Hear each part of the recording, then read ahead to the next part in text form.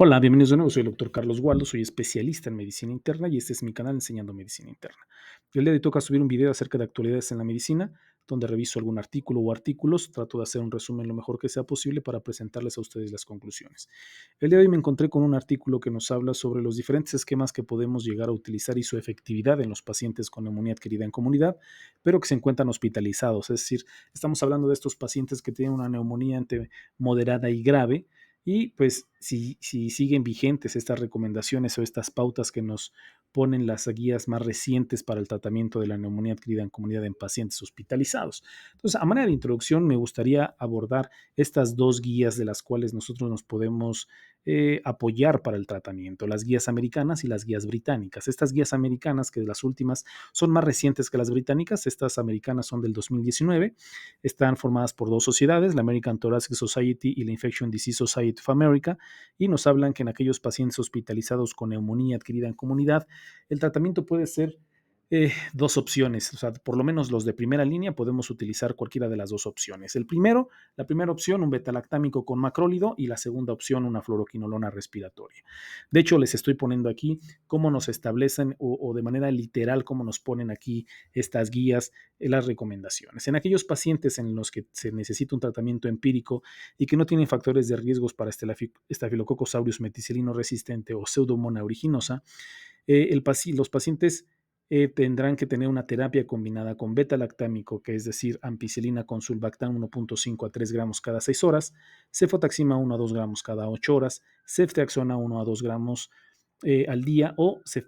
ceftarolina 600 miligramos cada 12 horas junto con un macrólido, ya sea citromicina 500 miligramos al día o claritromicina 500 cada 12.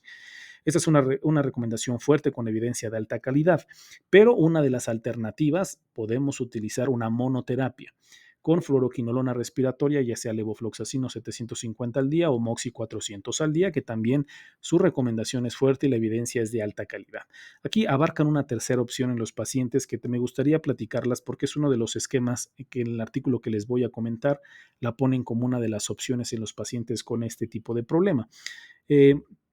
que es un betalactámico, que son los que ya les había comentado previamente, a las dosis que ya les había comentado, pero con doxiciclina, 100 miligramos dos veces al día. Sin embargo, esta recomendación es condicional y con una evidencia baja, de baja calidad. Es por eso que esta combinación, un betalactámico con doxiciclina, no es de primera línea. De primera línea para estas guías, sobre todo las americanas del 2019, pues serán un betalactámico más macrólido o en algún momento dado una monoterapia con fluoroquinolona. Lo que es diferente con las guías británicas, estas guías británicas son un poco más viejas, son del 2009, y en ellos nos hablan de que si bien la primera línea debe ser un betalactámico con un macrólido como amoxicilina o amoxicilina con ácido clavulánico, nos comentan que también en pacientes que tienen una gravedad moderada o a grave. Sin embargo, no incluyen como de primera línea la fluoroquinolona. Nos la ponen como una opción en caso de que el paciente tenga alguna contraindicación para el uso de los beta-lactámicos o macrólidos, lo podemos llegar a utilizar. De hecho, les pongo aquí cuáles son las consideraciones en estas guías.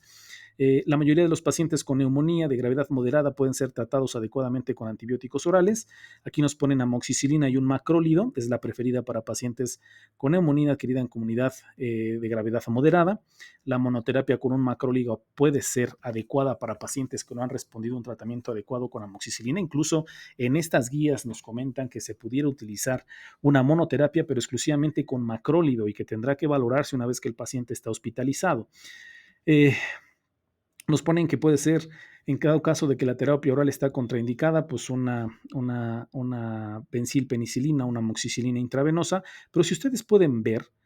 solamente en caso de que haya una contraindicación, es decir, que hay una alergia para las penicilinas o sean intolerantes para las penicilinas, nos ponen que podemos llegar a utilizar como monoterapia el levofloxacino o alguna cefalosporina de segunda o tercera generación junto con claritromicina. Específicamente no nos hablan como que puede ser una terapia a la par con el beta-lactámico y macrólido, sino que lo ponen como una segunda instancia solo en caso de que el paciente no pueda tolerar o que tenga contraindicaciones para el uso de los betalactámicos, si no lo ponen al mismo nivel el uso de las fluoroquinolonas, quizá las evidencias que se contaban en el momento en el que se realizaron estas guías, que son en el 2009, pues no había una evidencia tan contundente como para tomar en cuenta las fluoroquinolonas a la par de las betalactámicos con macrólidos, a comparación de las guías americanas que las ponen a la par, sobre todo porque pues, son guías más recientes. Y aquí son las recomendaciones, pero en los pacientes con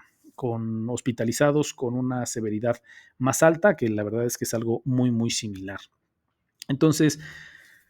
las guías de tratamiento para neumonía adquirida en comunidad se basan sobre todo en ensayos controlados y aleatorizados. Sin embargo, la mayoría de estos estudios que se tomaron en cuenta para realizar las guías, pues se basan en estos estudios de no inferioridad, es decir, se comparan esquemas de tratamiento para ver si no hay inferioridad entre uno y otro, pero no nos hablan sobre la mortalidad o no nos evalúan la mortalidad, sobre todo porque para poder hacer este tipo de estudios controlados y aleatorizados, se necesitaría una muestra mucho más grande, estudios más grandes para poder tener este tipo de resultados en cuanto a la mortalidad. Entonces, pudiéramos algunos estudios retrospectivos o observacionales con poblaciones mucho más grandes nos podrían dar este tipo de datos que nos harían falta. Las guías, les vuelvo a repetir, pues entonces están basadas en estudios que de no inferioridad, pero no tanto de mortalidad. Y este estudio que les quiero presentar el día de hoy, sí es más que nada un estudio retrospectivo, sí es observacional, pero la cantidad de pacientes que se toman en cuenta en este estudio es bastante importante y de consideración. Este es el estudio que les estoy comentando, se publicó en el CHEST en el 2024, es decir, no es cualquier revista, es la revista del CHEST, y se denominó Efectividad comparativa de regímenes antibióticos de primera línea y alternativos en pacientes hospitalizados con neumonía adquirida en la comunidad no grave. Es un estudio de corte retrospectivo y que es multicéntrico. Como pueden ver, los autores incluyeron a 23.500 pacientes. La verdad es que la cantidad de pacientes que se toman en cuenta para el estudio es considerable. En 19 hospitales canadienses entre 2015 y 2021, y los investigadores evaluaron si la mortalidad difería cuando se utilizaban diferentes tipos de esquemas de antibióticos, que fueron 4 diferentes, que ahorita les voy a comentar cuáles son. En este estudio se excluyeron aquellos pacientes que se ingresaban a unidad de cuidados intensivos o con diagnósticos de neumonía por broncoaspiración. El resultado que estaban buscando los autores o los objetivos de los autores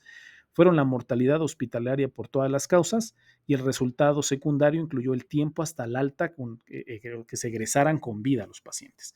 Se utilizó una puntuación de propensión y la ponderación por superposición para equilibrar las covariables, y estos 23.500 pacientes se dividieron en 4 diferentes tipos de esquemas de antibióticos, que son los que les estoy poniendo en la diapositiva.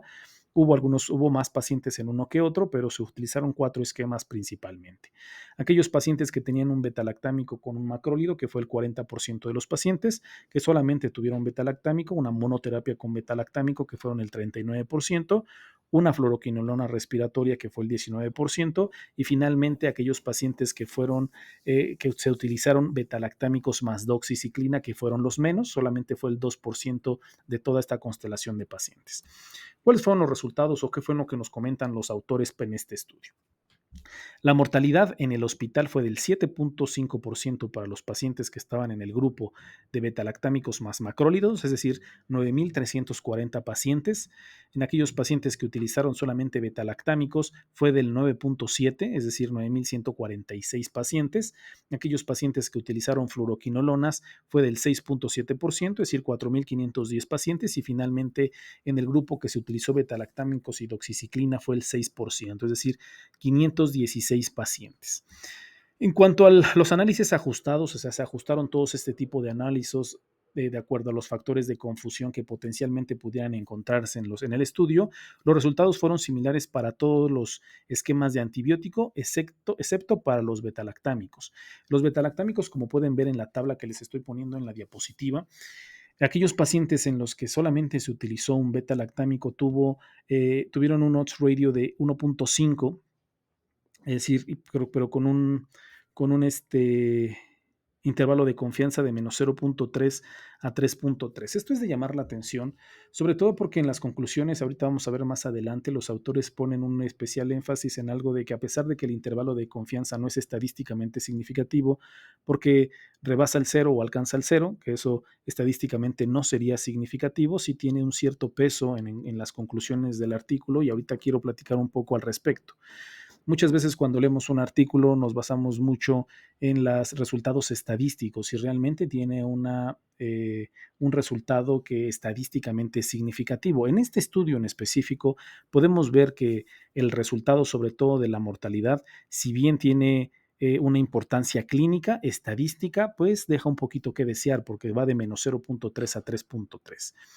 Entonces, podríamos, si nosotros vemos los resultados y lo comparamos, por ejemplo, con el grupo de las fluoroquinolonas, que fue de menos 0.9, y el grupo de betalactámicos más doxiciclina, que fue de menos 1.9, pues la verdad es que sí hay una diferencia significativa entre estos grupos para solamente utilizar el betalactámico solo, porque sí los resultados pues son muy diversos y muy diferentes a los otros dos grupos, pero estadísticamente y siendo completamente estrictos, estadísticamente no fue significativo, que eso es algo que les vuelvo a repetir,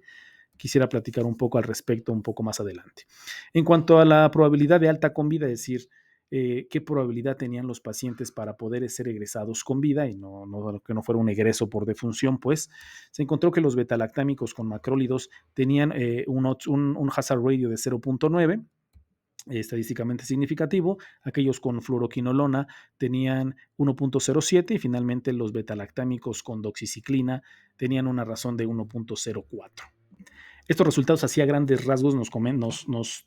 significan que el uso de solamente un betalactámico se asocia con mayor mortalidad y con menos probabilidad de ser egresados con vida en comparación con los otros grupos con los que se compara. Entonces, esto apoya la preferencia de la combinación de betalactámico más macrólido sobre la monoterapia exclusivamente con betalactámicos, sobre todo pues, en el contexto del resultado de este estudio.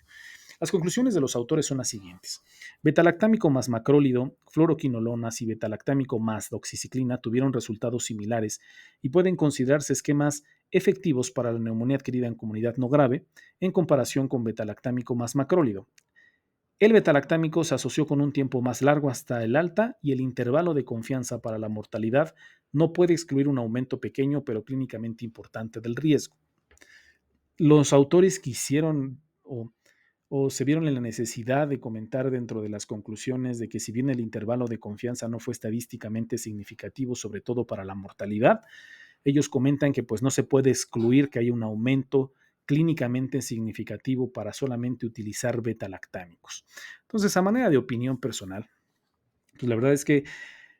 es un estudio grande, es un estudio con una muestra bastante significativa en diversos hospitales y que las recomendaciones que nos hacen en las guías actuales, sobre todo las americanas, siguen siendo vigentes, ¿no? El uso de los beta-lactámicos con macrólidos o el uso de las fluoroquinolonas tendrán que seguir siendo la primera línea y tendremos que tomar con mucha reserva el uso solamente de beta-lactámicos por los resultados que estamos teniendo pues, en estudios como este.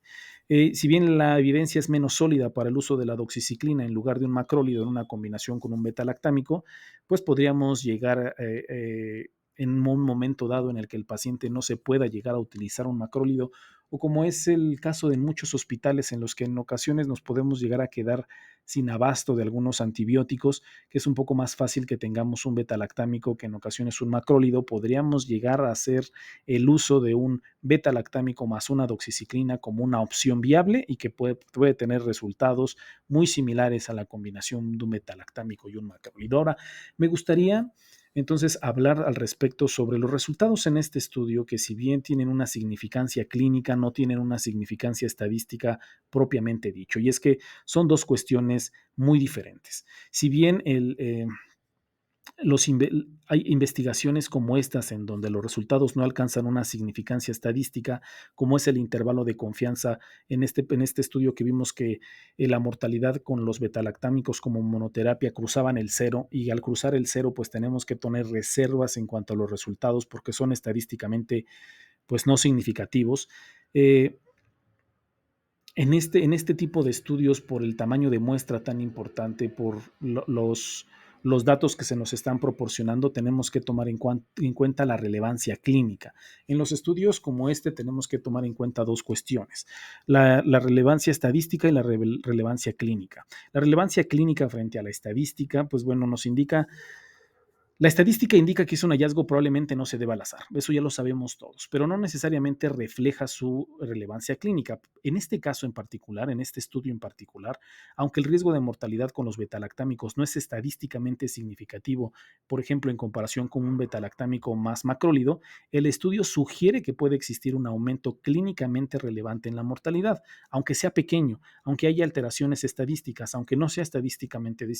significativo. En la medicina, incluso los hallazgos no significativos estadísticamente pueden tener implicaciones prácticas, pueden tener implicaciones sobre todo si sugiere que hay un riesgo para los pacientes, podemos tomar en cuenta estos resultados. Entonces, es algo que me tomó un poco de tiempo entender en los estudios, porque cuando nos enseñan un poco de estadística, siempre nos hacen especial énfasis en si los resultados son estadísticamente significativos, porque de serlo significa que no son resultados que se deben al azar, sino que realmente tienen una significancia. Sin embargo, pues en este tipo de estudios tenemos que tomar en cuenta la relevancia clínica de los resultados. Y este es un buen ejemplo de este tipo de estudios, sobre todo porque entre que son peras o son manzanas, el uso de los betalactámicos como monoterapia puede llegar a aumentar la mortalidad. Y en lo que se hacen más estudios o en lo que tenemos más resultados o más investigaciones, pues ante la duda y la relevancia clínica es mejor no utilizarlos como monoterapia y seguir los consejos de las guías, porque estos resultados nos comprobaron que las pautas en las guías recientes siguen estando vigentes y tendremos que seguir utilizando los mismos esquemas de antibióticos. Beta-lactámico más macrólido o en su defecto una fluoroquinolona respiratoria, o en su defecto, si tenemos algún tipo de contraindicación para el uso de las fluoroquinolonas o los macrólidos, un beta-lactámico con doxiciclina. Pero